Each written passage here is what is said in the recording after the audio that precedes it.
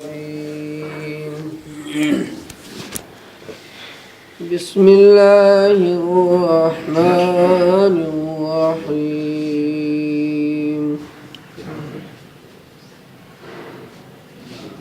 إن يوم الفصل كان ميقاتا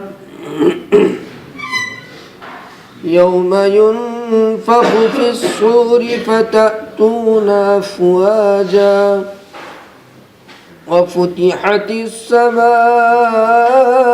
فكانت أبوابا وسيرت الجبال فكانت سرابا إن جهنم كانت مرصادا للطاغين مآبا لابثين فيها أحقابا لا يذوقون فيها بردا ولا شرابا إلا حميما وغساقا جزاء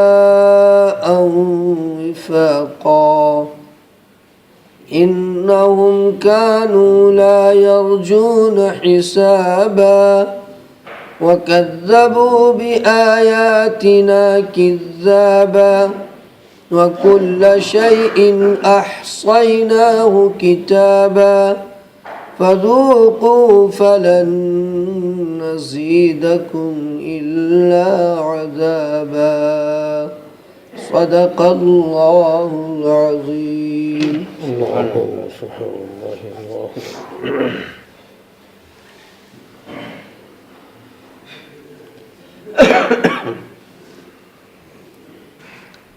کل تک ہم نے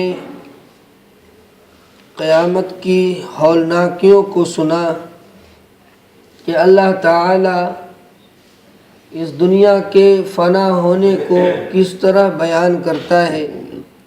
قرآن کی مختلف صورتوں میں، مختلف آیات میں، مختلف جگہوں میں، اور پھر اللہ کے نبی صلی اللہ علیہ وسلم کی مختلف احادیث میں کہ قیامت جو واقع ہوگی وہ کس انداز سے ہوگی، اس کی ہولناکیاں کیا ہوں گی، اور انسان جب اس کی ہولناکیوں کو دیکھے گا تو اس وقت انسان کی کیفیت کیا ہوگی. ایک نشے کی شکل ہوگی، حالانکہ وہ نشے کے عالم میں نہیں ہوں گے. معلوم ہوتا ہے کہ ایک بہت بڑی چیز ہے جو ہم نے اور آپ نے سب کو پیش آنی ہے. یہ دنیا اور اس دنیا کے کر و فر اور یہاں کی چمک دمک اور یہاں کی رونق جس پہ ہم بچھے جا رہے ہیں ایک نہ ایک دن ختم ہو جائے گی. یہ دنیا کے محلات، حتیٰ کہ وہ سورج جو پوری دنیا کو روشن کر رہا ہے، یہ بھی ایک وقت آئے گا کہ بے نور ہو کر رہ جائے گا. یہ آسمان جس پر ستارے اور سیارے اور نہ معلوم کیا کچھ اللہ نے بنا رکھے ہیں، وہ تمام چیزیں یک لخت فنا ہو جائیں گی. کہ کل من علیہا فان ویبقا وجہ ربک ذو الجلال والاکرام. اس بقا صرف ایک اللہ کی ذات کو ہے، باقی تمام چیزیں فنا کی گھاٹ اتر جائیں گی. دوستو، معلوم ہوتا ہے کہ یہ دنیا کچھ نہیں ہے سوائے کھیل کود کے. وَمَا الْحَيَاةُ الدُّنْيَا إِلَّا لَعِبٌ وَلَهْوٌ، کہ یہ دنیا کی زندگی کھیل کود کے سوا کچھ نہیں. بچوں کا وہ گھروندہ ہے جو بچے ریت کے اندر بیٹھ کر کے اپنے پیروں کو نیچے ڈال کر، آپ نے دیکھا ہوگا ریتیلی علاقے میں، ہم نے دیکھا ہے اور ہم نے کھیلا بھی ہے بچپن میں، کہ جہاں ریت ہوتے ہیں ان ریت کو بچے اپنے پیر پہ رکھ کے اس کو تھپ تھپا دیتے ہیں اور پھر آرام سے پیر کو ہم نکالتے ہیں تو ایک چھوٹا سا گھر بن جاتا ہے. اس میں ہم بچپن میں کھیلا کرتے تھے. تو یہ دنیا وہی گھروندہ ہے کہ ایک منٹ میں اس کو تھوڑی سی ہلکی بھی ٹھیس لگتی اور وہ زمین پہ آ پڑتا. ایسے ہی دنیا ہے. یہ صرف مثال دے کر سمجھانے کی بات نہیں ہے، بلکہ روز مرہ ہماری نظروں کے سامنے اس دنیا کی حقیقت کھل کر آتی ہے کہ کہاں ابھی چند لمحے پہلے بڑی بڑی بلڈنگیں کھڑی ہیں اور چند ساعت میں ہی وہ زمین پر آ لگتی ہے۔ ایک اللہ کی طرف سے ایک جھٹکا آتا ہے زلزلے کا، ایک طوفان، ایک سیلاب۔ ابھی چند مہینوں پہلے آپ دیکھیے کشمیر کی طرف لوٹیے، کیا کیا محلات، کیسی کیسی چیزیں تھیں، اور کہاں اللہ نے زمین بوس کر دیا کہ وہاں کے بعض گاؤں تک کا پتہ نہیں چلا۔ آخر ایسا کیوں ہو رہا ہے؟ پتہ چلتا ہے کہ یہ دنیا جو ہے یہ زندگی بسر کرنے کے لیے ہے، لیکن یہ دل لگانے کے لیے نہیں ہے۔ جو اس میں دل لگا لے گا تو سمجھو کہ وہ سب سے بڑا بیوقوف ہے۔ مومن کو دل لگانے کے لیے ایک چیز دی گئی ہے، اور وہ ہے یوم آخرت، وہ ہے جنت، وہ ہے اللہ کی یاد، وہ ہے اپنے نبی کی محبت، اور اپنے نبی کی محبت اور اس کا طریقہ۔ بے شک اگر یہ چیز مومن کے دل میں آ گئی تو پھر یہ مومن کامیاب ہے، دنیا کے اندر بھی اور آخرت کے اندر بھی۔ من عمل صالحا من ذکر او انثى وهو مؤمن فلنحيينه حياة طيبة ولنجزينهم اجرهم باحسن ما كانوا يعملون، کہ مرد ہو یا عورت، شرط ہے کہ ایمان والے ہوں۔ ایمان کے عالم میں اگر کوئی مرد ہے، کوئی عورت ہے، اور وہ نیک عمل کرتے ہیں تو یاد رکھنا کہ ان کے نیک اعمال ضائع نہیں جائیں گے، ان کی دنیا بھی بنے گی۔ اللہ وعدہ کرتا ہے قرآن کریم میں کہ حیاتاً طیبہ، ایک پاکیزہ زندگی ہم اس کو دنیا میں دے دیں گے، اور جب وہ مجھے یاد کر کے دنیا کو چھوڑے گا پھر آخرت میں ہم اس کو جزا دیں گے۔ انما یوفی الصابرون اجرهم بغیر حساب، جو دنیا کی زندگی کو پھونک پھونک کر جیتے ہیں اور وہ ڈر ڈر کر جیتے ہیں کہ میرا اللہ ناراض نہ ہو جائے، اور اپنے نفس کی چاہت کو قربان کر دیتے ہیں، تو ان کے لیے کیا چیز ہوتی ہے؟ اللہ فرماتے ہیں کل قیامت میں پورا بدلہ دیں گے ہم اس کو۔ اے میرے بندے، تو نے میرے لیے اپنے نفس کی قربانی کی تھی، اپنی چاہت کی قربانی کی تھی، اپنی اور چیزوں کی قربانیاں تم نے دی تھی، آج تو ہم وقت کی ہی قربانی دیں، بہت غنیمت ہے ہمارے لیے۔ ورنہ ایک دور ایسا تھا مسلمانوں میں، اور آج بھی ہے، جو لوگ اسلام کے نام پر جان قربان کرنے والے ہیں، مجاہدین اسلام، کہ وہ صحابہ کرام نے اپنی جان تک کی بازی لگا دی، اپنی ساری دولت کو اللہ کی راہ میں دے دیا۔ ابوبکر صدیق رضی اللہ تعالیٰ عنہ نے ساری دولت اللہ کی راہ میں، اللہ کے نبی کے قدموں میں۔ حضرت خدیجہ رضی اللہ تعالیٰ عنہ سے جب اللہ کے نبی صلی اللہ علیہ وسلم کا نکاح ہوتا ہے تو حضرت خدیجہ بہت بڑی مالدار تاجرہ تھی، آپ نے ساری دولت لا کے اللہ کے نبی کے قدموں میں نچھاور کر دی۔ حضور یہ آپ کی ہے یہ دولت، آپ جہاں چاہیں، جس طرح چاہیں، جب چاہیں آپ خرچ کیجئے، مجھے کوئی اعتراض نہیں۔ تو اللہ کے نبی جیسے خیرات کرنے والے، آپ نے ساری دولت راہ خدا میں لٹا دی، اور حضرت خدیجہ رضی اللہ تعالی عنہ نے کبھی اف تک نہیں کیا۔ وہ قربانی آج کہاں ہے ہمارے اندر؟ وہ جذبہ ہمارے اندر کہاں ہے آج؟ وہ جذبہ فوت ہو چکا ہے۔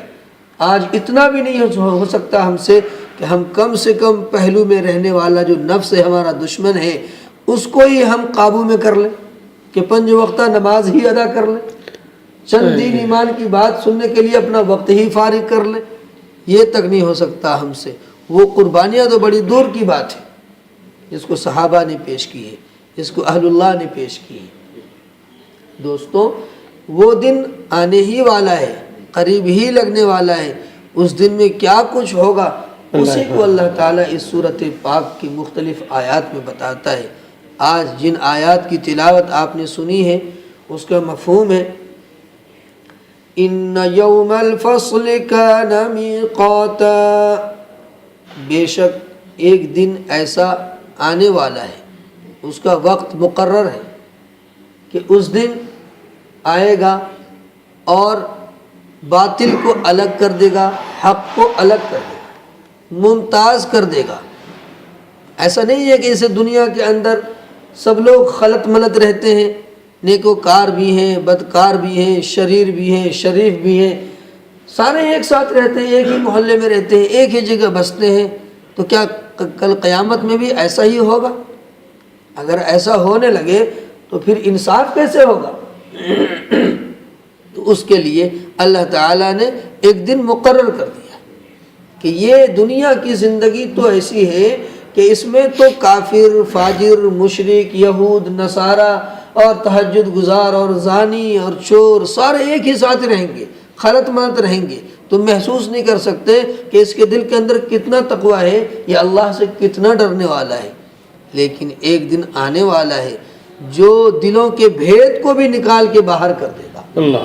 وَحُصِّلَ مَا فِي الصُّدُورِ، جو کچھ دلوں میں ہوگا اس کو اللہ دل کو پھاڑ دے گا، دلوں کو کھول دے گا، اللہ کھول کے دکھائے گا کہ تیرے دل میں کیا چیز تھی، دنیا کی محبت تھی یا میری محبت تھی، بیوی بچوں کی محبت تھی یا میرے نبی کی محبت تھی، میرے دین کی محبت تھی، میرے شریعت کی محبت تھی، تو بتا۔ دنیا میں تم نے تو ٹوپی اور داڑھی اور کرتا اور لمبے لمبے کرتے پہن کے تم نے اپنے آپ کو بزرگ ثابت کیا، لیکن یہ بتاؤ تم کہ آج بزرگ ہو یا نہیں ہو؟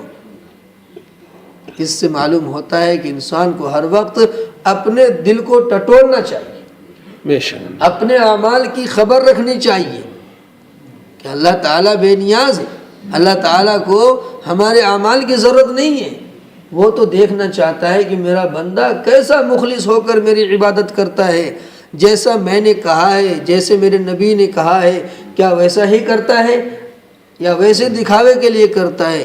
یاد رکھیے گا، ریا ایک ایسی بلا ہے جو انسان کے سارے ہی اعمال کو منٹوں میں ختم کر دیتا ہے۔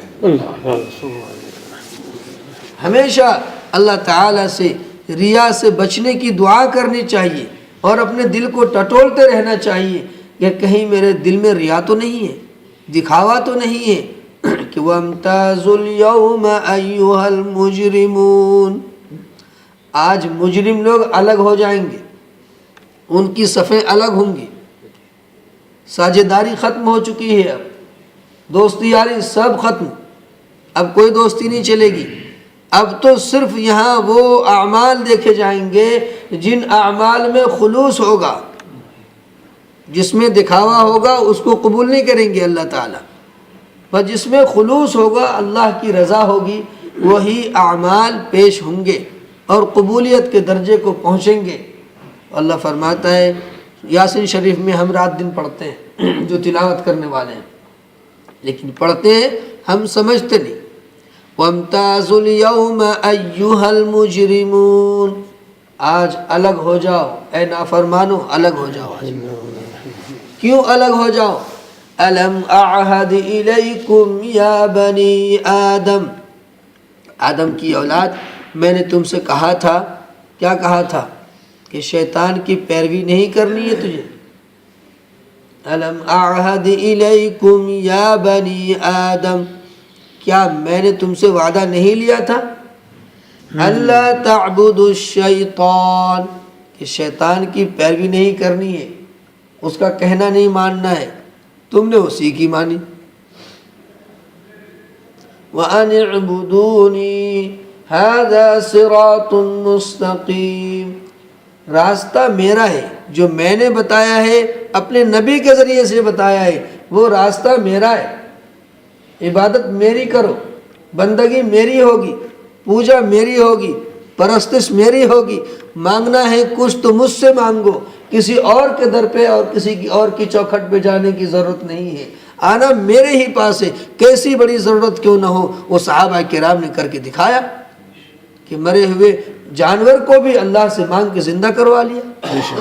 وہ دریا جو ٹھاٹے مارتا ہوا دریا تھا، اس کے سامنے کھڑے ہو کر آقا مدنی جناب محمد الرسول اللہ صلی اللہ علیہ وسلم کی غلامی کے دم بھرنے کا واسطہ دے کر دریا کے اندر انہوں نے راستہ پیدا کر لیا۔ موسیٰ علیہ السلام تو پیغمبر تھے، ہمارے نبی کے غلام اصحاب رسول صلی اللہ علیہ وسلم کے لیے بھی کتابوں میں یہ بات ثابت ہے کہ آپ جاتے ہیں اور دریا ٹھاٹے مارتا ہوا ہوتا ہے، راستہ کوئی نہیں ہے، دشمن پہ حملہ کرنا ہے، اسلام کو آگے پھیلانا ہے، اور دریا سے التجا کرتا ہے، وہ دریا ساکت ہوتا ہے اور اس پر سے صحابہ کرام گزر جاتے ہیں، اسے خشکی میں ہم گزرتے ہیں۔ اللہ کے رسول صلی اللہ علیہ وسلم کے وہ غلام جو جنگلوں میں جاتے ہیں اور جنگل میں جا کر رات گزارنے کی التجا کرتے ہیں اور جانوروں میں اعلان کرتے ہیں کہ اے میں وہ ہوں جو غلام محمد ہوں، محمد کی غلامی کا دم بھرتا ہوں، میں اس کا سچا عاشق ہوں، تجھے معلوم ہونا چاہیے کہ آج اس جنگل میں ہمارا بسیرا ہوگا، تم سب جنگل خالی کر دو۔ تو کتابوں میں آتا ہے کہ وہ جنگل شیر درندے سب اپنے اپنے بچوں کو منہ میں لے کر کے جنگل کو خالی کر دیتے ہیں۔ اللہ آخر ایسا کیوں ہوتا ہے؟ یہ ایسا اس لیے ہوتا ہے کہ انہوں نے اللہ کے نبی کی غلامی کا دم بھرا، اللہ کی رضامندی کے لیے اپنی زندگی کو جھونک دیا تھا، جس کا پروانہ اللہ نے دنیا میں دکھا دیا۔ دنیا میں ہلکی سی جھلک تھی، آخرت میں کیا کچھ ان کو ملنے والا ہے وہ اللہ ہی کو پتہ ہے۔ تو وہ جدائی کا دن ہوگا، فصل کا دن ہوگا، ممتاز کرنے والا ہوگا۔ لیمیز اللہ الخبیث من الطیب، اللہ تعالیٰ خبیث کو اور طیب کو بالکل الگ کر دے گا، بالکل الگ۔ اس میں کوئی لائے لگٹ نہیں، اس میں کوئی دوستی یاری نہیں ہوگی کہ اس کو جوائنٹ کر دیں، تھوڑی سی یاری دوستی ہو جائے، نہیں۔ دنیا میں تو ہو جاتی ہے، انصاف بھی ہم ایسے ہی کرتے ہیں کہ جہاں اپنا دیکھا وہاں پلڑا جھک جاتا ہے، لیکن آخرت میں ایسا کچھ نہیں ہے، دودھ کا دودھ پانی کا پانی ہونا ہے۔ تو فرمایا ان یوم الفصل کان میقاتا، کہ بے شک وہ مقررہ دن آنے ہی والا ہے جس میں اچھوں کو اور بروں کو اللہ الگ کر دے گا۔ یوم ینفخ فی الصور فتأتون افواجا، جب سور میں پھونک ماری جائے گی تو تم فوج در فوج جمع ہو کر اکٹھے ہو جاؤ گے۔ دو بار سور میں پھونک ماری جائے گی۔ پہلی بار جب سور پھونکا جائے گا ساری دنیا ختم ہو جائے گی، فنا ہو جائے گی، سب کچھ ختم، کچھ بھی نہیں۔ اللہ کے نبی صلی اللہ علیہ وسلم نے ارشاد فرمایا کہ نفخہ اولا اور نفخہ ثانیہ کے درمیان 40 ہوں گے۔ آپ نے بس اتنا فرمایا کہ 40 ہوں گے۔ صحابہ نے پوچھا حضور 40 دن؟ آپ نے فرمایا مجھے نہیں پتا۔ فرمایا کہ 40 مہینے؟ آپ نے فرمایا مجھے نہیں پتا۔ فرمایا 40 سال؟ آپ نے فرمایا مجھے نہیں پتا۔ اللہ نے بتایا نہیں تھا تو آپ کہاں سے بتاتے؟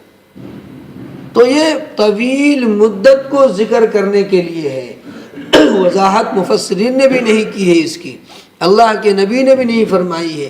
اب ایک نفخہ اولا اور نفخہ ثانیہ کے درمیان کتنا بڑا وقفہ ہوگا وہ اللہ کو پتہ ہے۔ ساری دنیا ختم ہو جائے گی۔ پھر اللہ کے نبی صلی اللہ علیہ وسلم نے ارشاد فرمایا کہ پھر اللہ کی طرف سے بارش ہوگی، موسلا دھار بارش ہوگی، اور جب وہ بارش ہوگی تو اس قدر بارش ہوگی کہ جیسے کھیتوں سے ہریالی لہلہانے لگتی ہے ویسے ہی مردے زمین سے اٹھنے لگیں گے۔ وہ پانی ہی اس کو اٹھا دے گا، سیلاب کی طرح نہیں کہ اس کو باہر نکال کے لائے گا، بلکہ اس کے ریڑھ کی جو ہڈی ہے، دنیا انسان جب مرتا ہے اللہ ماشاءاللہ کسی کے جسم کو مٹی نہ کھائے، وہ اللہ جانتا ہے کون ہے وہ شخصیت۔ انبیاء تو خیر ہیں ہی، شہداء صالحین صدیقین کے بھی بارے میں آتا ہے، لیکن عام طور پہ جب انسان کو دفن کر دیا جاتا ہے تو اس کا جسم پورا سڑ گل کر کے مٹی بن جاتا ہے۔ منہا خلقناکم وفیہا نعیدکم ومنہا نخرجکم تارتن اخری۔ یہ دعا پڑھ کے ہم یاد کرتے ہیں کہ اسی مٹی سے ہم پیدا کیے گئے، پھر اسی مٹی میں ہم لوٹا دیے گئے، پھر ایک دن آنے والا ہے کہ اسی مٹی سے ہمیں اٹھنا پڑے گا، اللہ اٹھائے گا۔ تو اللہ کے نبی نے فرمایا کہ بارش ہوگی اور اس بارش کے پانی کی ٹھنڈک کی اور اس کی تری کی بدولت وہ زمین سے پھر مردے اٹھنے لگیں گے، وہ ریڑھ کی ہڈی ہوگی، اسی سے اللہ تعالیٰ پھر ایک انسان کا مجسمہ بنا دے گا۔ ابھی آپ نے سورۃ قیامہ کی سورت دوسرے رکعت میں سنی، اس میں ہے کہ لا اقسم بیوم القیامہ ولا اقسم بالنفس اللوامہ ایحسب الانسان ان لن نجمع عظامہ۔ کیا یہ انسان تصور کرتا ہے کہ اللہ اس کو جمع نہیں کرے گا؟ جمع کرے گا، ایسا جمع کرے گا۔ ایحسب الانسان ان لن نجمع بلا قادرین علی ان نسوی بنانا، اللہ اس پر قادر ہے کہ جو انگلیوں کے نشانات ہیں نا یہ کھال کے اندر، اس سے ٹھپا لگاتے ہیں. ٹھپا لگانے کے لیے پوری دنیا میں جتنے لوگ جب سے دنیا بنی ہے جب اب تک اور جب تک دنیا کو باقی رہنا ہے اللہ کے علم میں ہے، یہ کسی بھی انسان کے انگلی کے نشانات دوسرے انسان سے نہیں مل سکتے. یہ اللہ کی قدرت ہے، یہ اللہ کی قدرت ہے. اسی لیے بڑے محکموں میں انگوٹھے کا نشان لگاتے ہیں، وہ سائنس سے زیادہ مضبوط ہوتا ہے، چونکہ جب اس کو ہم دیکھتے ہیں پاور والے شیشے سے تو اس کے اندر وہ ابھر کر آتا ہے اس کا نشان، فنگر پرنٹ سے بولتے ہیں. تو وہ ایسا ہے کہ قیامت تک وہ کسی سے مل نہیں سکتا. تو اللہ فرماتے ہیں کہ جمع کرنا تو بہت بڑی بات ہے، یہ تو کوئی بڑا مسئلہ نہیں ہے، لیکن تم یہ دیکھو کہ انگلیوں میں جو نشانات ہیں علی ان نسوی بنانا، کہ وہ جو بنانا ہے انگلیوں کے جو پور ہیں اس کو بھی میں بالکل برابر کر کے جس کی انگلیاں ہوں گی وہ انگلیاں اسی میں فٹ ہوں گی. ایسا نہیں ہے کہ انگلیاں کسی اور کی ہوں گی، سر کسی اور کا ہوگا، دھڑ کسی اور کا ہوگا، ایسا کچھ نہیں ہے. یہ دنیا تھوڑا ہی ہے ہاں جی کسی کا سر اٹھایا کسی کے جسم میں بٹھا دیا، تصویر کھینچ کے دہشت گرد ثابت کر دیا، ایسا کچھ نہیں ہے. وہاں تو جس کا دھڑ ہوگا اسی کا سر ہوگا اور اسی کا پورا جسم ہوگا جو دنیا میں، جبھی تو گواہی ہوگی. اب ایک آدمی نے زنا کیا ہی نہیں ہے، وہ اس کا جسم اٹھا لیا، سر کسی اور کا لگا دیا زنا کار کا، تو پتہ چلتا ہے کہ وہ تو اعضاء جو ہیں وہ تو گواہی دینے سے انکار کریں گے کہ میں نے تو کچھ کیا ہی نہیں، میں کہاں سے گواہی دوں. تو معلوم ہوتا ہے کہ جن اعضاء سے گناہ ہوئے ہیں وہی اعضاء اس کے ساتھ لگائے جائیں گے. جبھی تو الیوم نختم علی افواہہم وتکلمنا ایدیہم وتشہد ارجلہم، تمہارے پیر بھی گواہی دیں گے، تمہارے ہاتھ بھی گواہی دیں گے. تو ہاتھ ہوں گے نہیں تو گواہی کہاں سے دیں گے؟ تو اللہ نے مضبوط طریقے سے بتا دیا علی ان نسوی بنانا، تیرے جسم کو وجود تو میں دوں گا ہی دوں گا، لیکن تیری جو انگلیاں ہیں اس کو جو پور ہے اس میں جو نشانات ہیں وہ تک واپس کر دوں گا. پھر اب سب سے آخر میں اللہ نے فرمایا کہ کیا میں اس چیز پر قادر نہیں ہوں کہ میں مردوں کو زندہ کر دوں؟ تو روایت میں آتا ہے جب اس آیت کو پڑھو تو یوں کہو کہ کیوں نہیں، بلا انا وعلی ذلک من الشاہدین، بے شک ہے اللہ آپ اس پر قادر ہیں. انا وانا علی ذلک من الشاہدین، کہ اللہ میں اس پر گواہی دیتا ہوں کہ آپ مردوں کو زندہ کرنے پہ قادر ہیں. تو اس دن جدائی ہوگی اور پھر جماعت در جماعت لوگ وہاں جمع ہوں گے اور ساری امت اکٹھی ہوگی، ہر امت اپنے اپنے نبیوں کے ساتھ ہوگی. یوم ندعو کل اناس بامامہم، اپنے اپنے امام صاحب کے ساتھ ہوں گے. امام سے مراد یہاں رہنما ہے.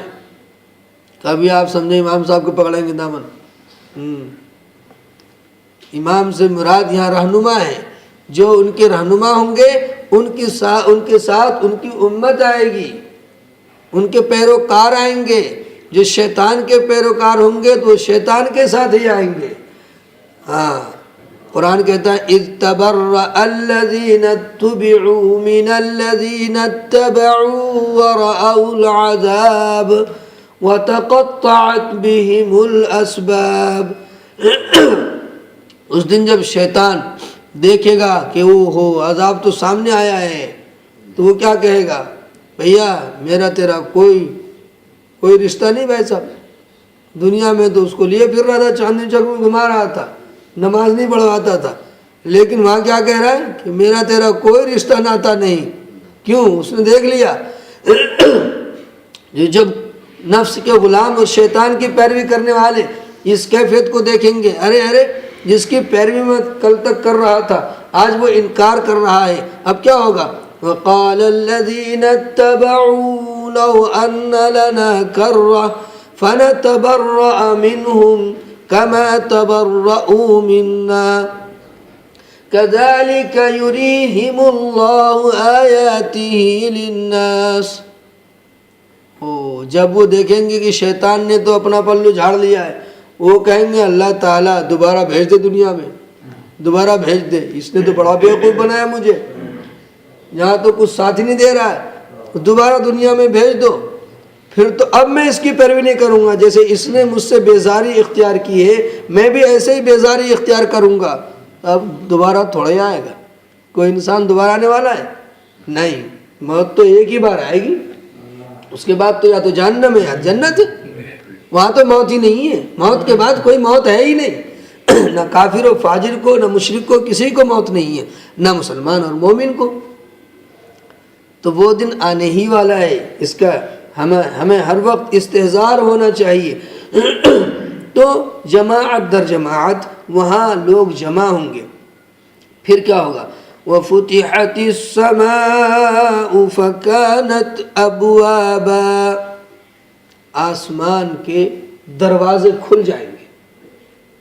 دروازے تو اب بھی ہیں آسمان میں، اشرف علی تھانوی رحمۃ اللہ فرماتے ہیں یہاں کوئی اشکال نہیں ہونا چاہیے، یہاں تشبیہ دی گئی ہے کہ دروازے چوپٹ کھل جائیں گے، نظروں سے نظر، آنکھوں سے نظر آئیں گے، یعنی جب دو چار دروازوں کو ایک ساتھ آپ جمع کر دیں، ایسے مختلف دروازے ہیں، سب کو جمع کر کے آپ کھولیں تو مقدار بڑھ جاتی ہے اس کی، تو اس طریقے سے ان دروازوں سے فرشتے اتریں گے نیچے۔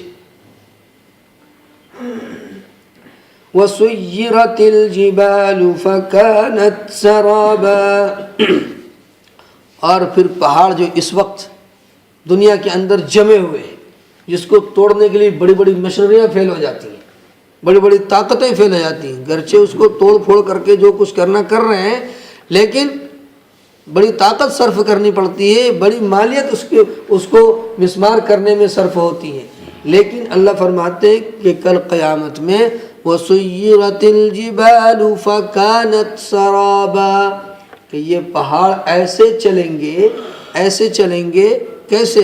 جیسے ریت کے ذرے، سراب کہتے ہیں ایسے بالو کو، ایسے ریت کو جو سفید ہو، دور سے دیکھنے میں لگے کہ پانی ہے۔ ایک دوسری جگہ اللہ تعالیٰ قیامت کے دن کا ذکر فرماتے ہیں کہ جو اہل کفار و فجار و مشرکین ہوں گے، اور وہ جب اپنے اعمال کو دیکھیں گے کہ بالکل ٹائم فش ہے، تو ان کو پیاس جب لگے گی، پیاس کی شدت کی وجہ سے وہ تڑپ رہے ہوں گے، تو وہ دیکھیں گے ایک ٹیلا ان کو نظر آئے گا، كَسَرَابٍ بِقِيعَةٍ يَحْسَبُهُ الظَّمْآنُ مَاءً حَتَّى إِذَا جَاءَهُ لَمْ يَجِدْهُ شَيْئًا، کہ جب وہ ٹیلے کو دیکھیں گے تو وہ بھاگیں گے اس کی طرف، وہ چلو چلو وہاں پانی ہے۔ آپ نے دیکھا ہوگا کہیں ریت جمع ہوتا ہو اور پھر اس پہ دھوپ پڑتی ہو دوپہر کی، تو ایسا محسوس ہوتا ہے جیسے پانی ہو، محسوس ہوتا ہے، ریتیلے علاقے میں محسوس ہوتا ہے کہ پانی ہے، تو اس کو محسوس ہوگا کہ پانی ہے، چلو پیاس بجھاتے ہیں، تو قرآن نقشہ کھینچتا ہے کہ وہ بھاگتے ہوئے جائیں گے، اور جب وہاں پہنچیں گے تو کچھ بھی نہیں پائیں گے، مایوسی ہاتھ لگے گی، اس کو سراب کہتے ہیں۔ یعنی اللہ تعالیٰ پہاڑ کو سراب بنا دیں گے اس ریت کی طرح، اور پھر رفتہ رفتہ یہ بالکل ختم ہو جائیں گے۔ علامہ اقبال اس دنیا کے نقشے کو اسی سراب سے تشبیہ دیتے ہوئے فرماتے ہیں کہ اس سراب رنگ بو کو گلستاں سمجھائے تو، اس سراب رنگ بو کو گلستاں سمجھائے تو، یہ تو سراب ہے، دھوکے کی جگہ ہے، دھوکہ دینے والی ہے، اس کو تم نے گلستاں سمجھا ہے۔ او باغیچہ بڑا زبردست ہے، بہت مزہ آئے گا، راحت کی نیند آئے گی، اے سی کیا لگا لیا، جنت کا تصور لے کے بیٹھے ہوئے، اے سی میں ہی جنت کا تصور لے کے بیٹھے ہوئے، نہیں نہیں، اور لائٹ چلی گئی تو سب تصور ختم، سب اے سی میں ہی اے سی ہو گئی۔ معلوم ہوتا ہے کہ دنیا جو ہے سراب ہے۔ علامہ اقبال رحمۃ اللہ علیہ بڑے زبردست شاعر گزرے، سب جانتے ہیں کیا نقشہ کھینچا انہوں نے اس شعر کے اندر اس دنیا کا، کہ اس سراب رنگ بو کو گلستاں سمجھائے تو، پھر ٹھنڈی آہ بھرتے، اے ناداں قفس کو آشیاں سمجھائے تو، قفس کو، قفس پنجرے کو کہتے ہیں، پنجرے میں اگر چڑیا آ جائے تو اس کی دنیا تو وہی ہے، ایک فٹ میں گھومنا، اس کو اسی میں پانی، اسی میں دانا، لوگ بند کر لیتے ہیں، جائز نہیں ہے، ہاں یہ اپنی نظر کو خوش کرنے کے لیے اور دوسرے جانور کو مقید کر لینا، اس کو علماء نے جائز نہیں قرار دیا ہے۔ وہ تو آزادی میں رہنے والا ہے، اس کو آزادی دو، تمہارا اس نے کیا بگاڑا ہے؟ اس طرح اپنی آنکھ کو رونق بخشنے کے لیے، خوش ہونے کے لیے تم نے اس کو بند کر رکھا ہے۔ ایسا نہیں، یہ چونکہ گھریلو جانور نہیں ہے، یہ تو جنگلوں میں رہنے والے پرندے ہیں، اس کا ہمارا کیا تعلق ہے؟ ایسے دیکھو جا کے باغات میں، اس کو بند نہیں کرنا چاہیے، چونکہ مقید کرنا ہمارے لیے کسی جائز نہیں ہے، کسی کی آزادی کو سلب کرنا۔ ایک صحابی ہیں، وہ یہ ذہن میں بات آ گئی، حدیث بھی آ گئی کہ ایک صحابی ہیں، وہ جنگل میں سے گزر رہے تھے، ایک جو چڑیا کے 2-4 بچے تھے، انہوں نے دیکھا بڑے خوبصورت، اٹھا لیے اور اٹھا کے آ گئے۔ وہ چڑیا اس کے پیچھے پیچھے ٹائیں ٹائیں ٹائیں ٹائیں کرتے کرتے اس کے پیچھے پیچھے۔ اللہ کے نبی کی خدمت وہ صحابی آئے، حضور یہ دیکھیے، کہا یہ تم کیا لے کر آئے؟ حضور وہاں ملا مجھے۔ کہا کیوں لے کر آئے؟ میں لے آیا بس۔ کہا نہیں چلیے واپس اس کو اس کی جگہ پہ رکھ کے آئیے، ورنہ آپ فرماتے کہ پنجرا لے آئیے ایک مدینے کے بازار سے، گھر میں رکھ لیجیے، بہت اچھے چڑیا کے بڑے اچھے بچے ہیں، خوبصورت بچے ہیں، آپ کو بھی دل لگے گا، آپ کے بچے بھی کھیلتے رہیں گے۔ اللہ کے نبی نے یہ نہیں فرمایا کہ پنجرا لے آئیے اور اس میں ڈال دیجیے اس کو، نہیں، آپ نے فرمایا واپس جائیے، ابھی جائیے ابھی۔ وہ چڑیا دیکھیے کس طرح پریشان ہو رہی ہے، اس کی آہ پڑ جائے گی آپ کے اوپر، آپ اس کو چھوڑ کے آئیے واپس۔ تو صحابی جاتے ہیں اور ان بچوں کو چھوڑ کے آتے ہیں۔ تو بتایا کہ یہ ہاں اس سراب رنگ بو کو گلستاں سمجھائے تو، اے ناداں قفس کو آشیاں سمجھائے تو۔ یہ تو قفس ہے، یہ تیرا آشیاں نہیں ہے، تیری رہائش کی جگہ نہیں ہے۔ اسے چڑیا جب اس میں چلی جاتی ہے پنجرے میں، تو اس کو صبر تو کرنا ہی کرنا ہے، اور کیا کرے گی وہ؟ لیکن اس کو وہ خوشی حاصل نہیں ہوتی، کبھی اس ڈال پر، کبھی اس ڈال پر، کبھی اس کھیت میں، کبھی اس کھیت میں، کبھی یہاں کبھی وہاں، وہ فضا میں چلتی رہے گی، اڑتی رہے گی، پرواز کرتی رہے گی، اور ہم نے تو اس کو مقید کر دیا ہے۔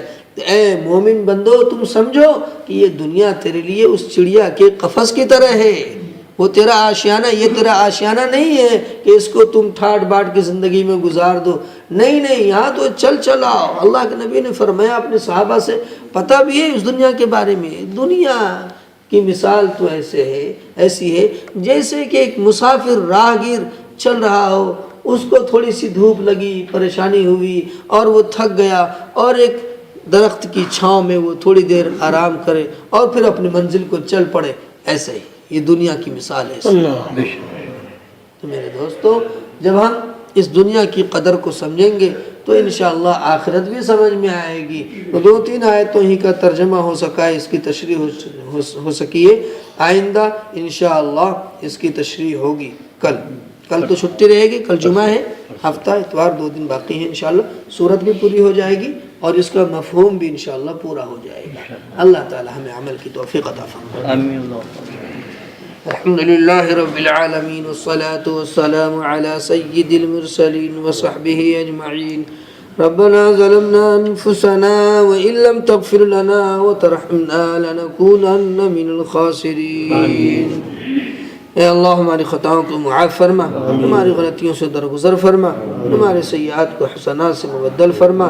اے اللہ ہمارے بیٹھنے کو قبول فرما، کہنے سننے کو قبول فرما۔ اے اللہ جو قیامت کا ذکر چل رہا ہے، اے اللہ ایک نیک لوگ الگ اور بد لوگ الگ ہوں گے، اے اللہ ہم سب کو نیکوکاروں میں شامل فرما لے۔ اے اللہ نیکوکاروں میں شامل فرما لے، اپنے عرش کے سائے میں ہم سب کو جگہ نصیب فرما دے۔ اے اللہ اسلامی زندگی نصیب فرما، ایمان پر خاتمہ مقدر فرما، ہمارے پریشان حال بھائیوں کی پریشانیوں کو دور فرما، بیماروں کو شفاء کلی نصیب فرما، بے اولادوں کو اولاد صالح عطا فرما، ہمیں اپنا فرما بردار بندہ بنا، اپنے نبی کی غلامی والی زندگی نصیب فرما، اسلامی زندگی نصیب فرما، ایمان پر خاتمہ مقدر فرما، جو مانگا ہے وہ بھی عطا فرما، جو مانگنے سے رہ گیا ہے وہ بھی اپنے فضل و کرم سے عطا فرما۔ وصلی اللہ تعالی على خير خلقه محمد وآله وأصحابه وأزواجه وذرياته وأهل بيته وعلماء أمته أجمعين برحمتك يا أرحم الراحمين.